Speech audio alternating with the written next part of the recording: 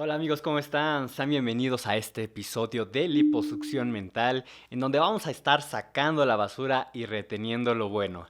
Y me da mucho gusto que en este día me puedas acompañar y juntos podamos seguir aprendiendo más sobre Jesús. Así que en este día vamos a irnos a el libro de Lucas en el capítulo 1.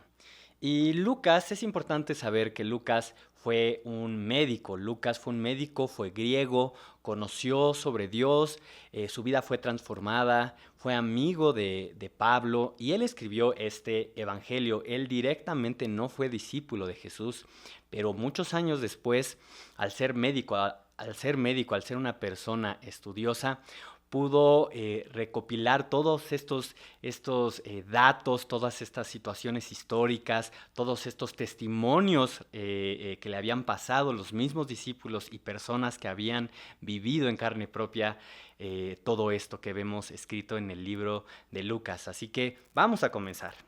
Y dice, muchas personas han intentado escribir un relato de los hechos que se han cumplido entre nosotros. Se valieron de los informes que circulan entre nosotros dados por testigos oculares, los primeros discípulos. Después de investigar todo con esmero desde el principio, yo también decidí escribir un relato fiel para ti, muy honorable Teófilo, para que puedas estar seguro de la veracidad de todo lo que te han enseñado. Y aquí, bueno, Lucas estaba escribiendo este libro dedicado a Teófilo. Teófilo era un hombre romano que era una persona que estaba patrocinando, pongamos, este trabajo que estaba haciendo Lucas de recopilar toda esta información. Y aquí lo interesante es que Teófilo significa amado de Dios. Y al escribirle directamente a Teófilo, y si lo vemos en la traducción de su nombre, al amado de Dios o a los amados de Dios, este libro fue precisamente escrito para ti, para mí, para que pudiéramos tener seguridad, como dice aquí en el versículo 4, para que puedas estar seguro de la veracidad de todo lo que te han enseñado. Así que esto es para que podamos ver y comprobar que esto es completamente verdad, que Lucas se tomó el tiempo de investigar precisamente que todo esto estuviera comprobado, ¿verdad? Que fuera real, directamente desde la fuente. Y vamos a continuar. Versículo 5. Cuando Herodes era rey en Judea, hubo un sacerdote judío llamado Zacarías. Era miembro del grupo sacerdotal de Abías y su esposa Elizabeth también pertenecía a la familia sacerdotal de Aarón. Zacarías y Elizabeth eran justos a los ojos de Dios y cuidadosos en obedecer todos los mandamientos y las ordenanzas del Señor.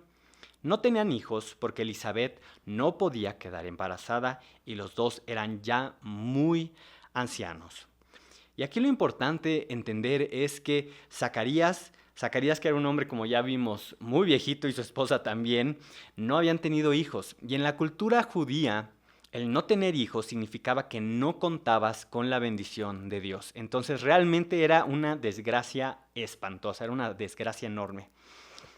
Y el hecho también de que Zacarías pertenecía al grupo de Abías, como estaba distribuida, ahora sí que el servicio en el templo, en los judíos, era que había aproximadamente más de 20,000 personas dedicadas al servicio del templo. Y para poder haber una logística, ¿verdad? Una distribución correcta de que había grupos encargados de servir cada semana.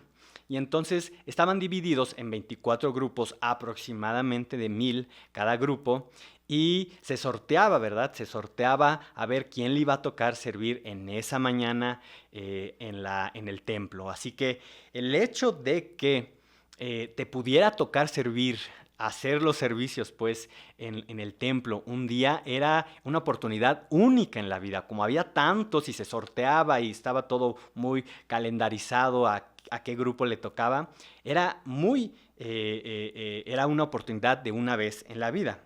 Y en este caso, vamos a ver, te explico esto para lo que vamos a ver en el versículo 8. Dice, cierto día, Zacarías se encontraba sirviendo a Dios en el templo porque su grupo, que vimos que era el grupo de Abías, su grupo de sacerdotes estaba de turno esa semana. Como era costumbre entre los sacerdotes, le tocó por sorteo entrar en el santuario del Señor y quemar el incienso. Entonces esta era una oportunidad que probablemente no se iba a volver a repetir. Versículo 10. Mientras el incienso se quemaba, una gran multitud estaba afuera orando. Entrar al templo, entrar a la presencia de Dios era una cosa de cuidado. ¿En qué sentido? Porque tenían que seguir muchas reglas, muchas normas para poder entrar limpios delante de Dios, porque la presencia de Dios era tan santa, y es tan santa, que en ese momento que no existía la sangre de Jesús, tenían que seguir muchas normas que les permitiera poder entrar un momento directamente a donde estaba la presencia de Dios. Y si no entraban puros, con todo lo que mandaba la ley, podían caer muertos en ese instante. Así que por eso también se quedaba la multitud afuera orando y esperando que saliera el que había entrado, ¿no? Y diera la bendición. Versículo 11. Y mientras Zacarías estaba en el santuario, se le apareció un ángel del Señor, de pie a la derecha del altar del incienso. O sea, un ángel se le apareció allá al ladito. 12. Cuando Zacarías lo vio, se alarmó y se llenó de temor. Pero el ángel le dijo: no tengas miedo, Zacarías. Dios ha oído tu oración. Tu esposa, Elisabet, te dará un hijo y lo llamarás Juan. Tendrás gran gozo y alegría, y muchos se alegrarán de su nacimiento, porque él será grande a los ojos del Señor. No deberá beber vino ni ninguna bebida alcohólica, y será lleno del Espíritu Santo aún antes de nacer. Y hará que muchos israelitas vuelvan al Señor su Dios. Será un hombre con el espíritu y el poder de Elías. Preparará a la gente para la venida del Señor. Inclinará el corazón de los padres hacia los hijos y hará que los rebeldes acepten la sabiduría de los justos. Y tú imagínate aquí, entras, la oportunidad única de tu vida para poder entrar a servir al Señor. Y resulta que se te aparece un ángel. Probablemente, pues, no era común que se aparecieran ángeles.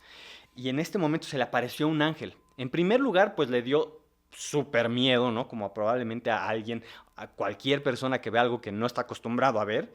Pero se le apareció el ángel. Y el ángel, bueno, supo y le dijo: no tengas miedo.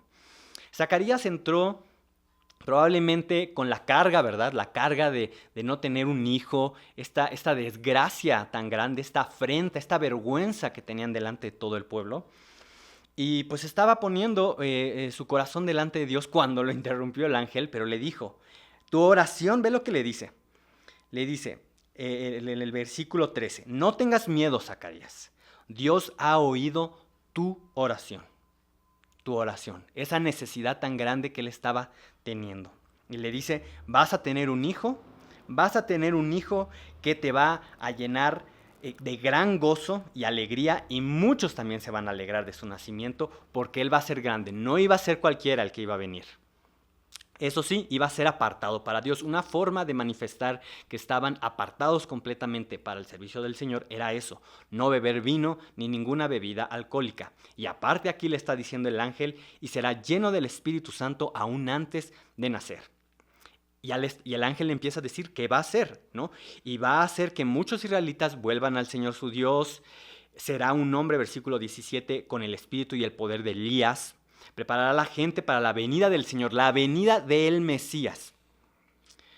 Inclinará el corazón de los padres hacia los hijos y hará que los rebeldes acepten la sabiduría de los justos. O sea, era una super promesa de un hombre que iba a ser lleno del poder de Dios para servir a Dios. ¿Tú qué dirías si un ángel te dice eso a ti? Probablemente: ¡wow! Gracias, sí, Señor. Pero ve lo que dice Zacarías, versículo 18.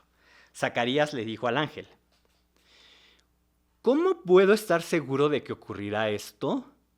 Ya soy muy anciano y mi esposa también es de edad avanzada. Lo primero que hizo es, sí, dudar, pero porque a pesar de que él amaba a Dios con todo su corazón, a pesar de que su esposa también amaba a Dios con todo su corazón, para él era más importante o le pesaba más su edad, la cuestión física, lo que podían ver sus ojos. Sabía de lo que Dios era capaz de hacer por todo lo que él había estudiado. No era una persona ignorante de Dios. Pero le entró el temor de cómo va a poder hacer esto si yo ya estoy muy viejo y mi esposa ha sido estéril toda la vida. Para él era más importante su discapacidad, pongámosla, su edad, las cosas que él veía, a lo que Dios mismo le estaba diciendo con un ángel.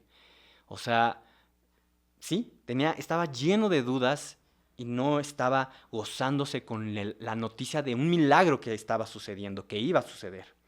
Es por eso que en el versículo 19 pasa esto. Entonces el ángel dijo, yo soy Gabriel, estoy en la presencia misma de Dios. Fue él quien me envió a darte esta buena noticia. O sea, caramba, casi le dice, ¿no? O sea, ¿qué te pasa? Versículo 20. Pero ahora, como no creíste lo que te dije, te quedarás mudo, sin poder hablar hasta que nazca el niño.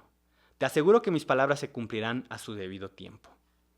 Mientras tanto, la gente esperaba que Zacarías saliera del santuario y se preguntaba por qué tardaba tanto. Pues imagínate, probablemente pensaron que se murió por lo que te comentaba hace rato, ¿no? Se tardó bastante, no era normal.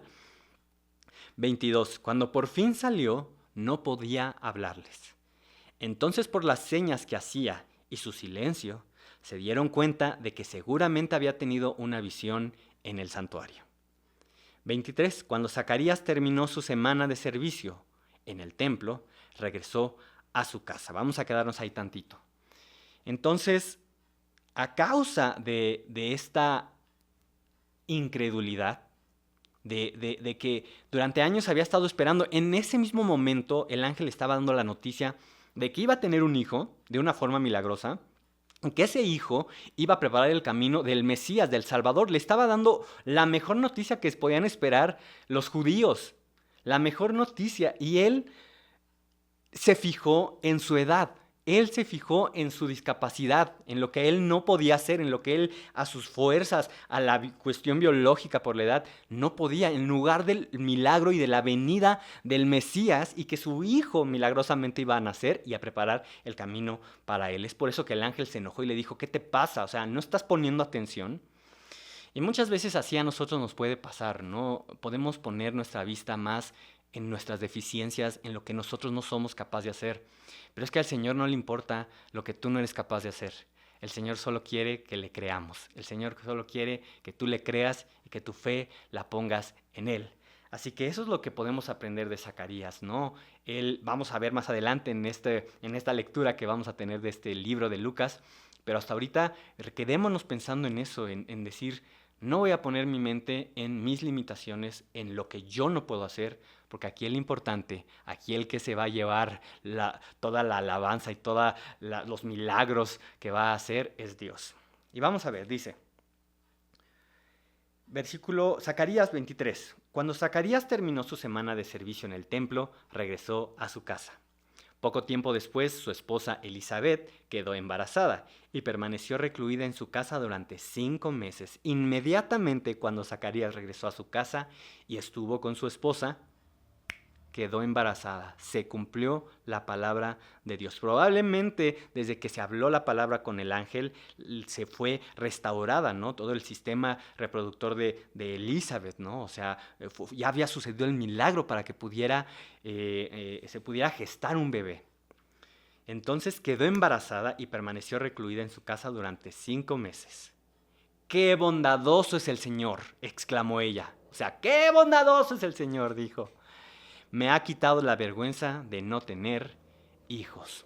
Y así, el Señor, este día, tiene palabras de bien, tiene palabras de esperanza, de victoria. Así que solamente lo que tienes que hacer es creerle a Él. Así que esto es todo por este capítulo de Liposucción Mental. Te espero mañana para que sigamos sacando la basura y reteniendo lo bueno. Adiós.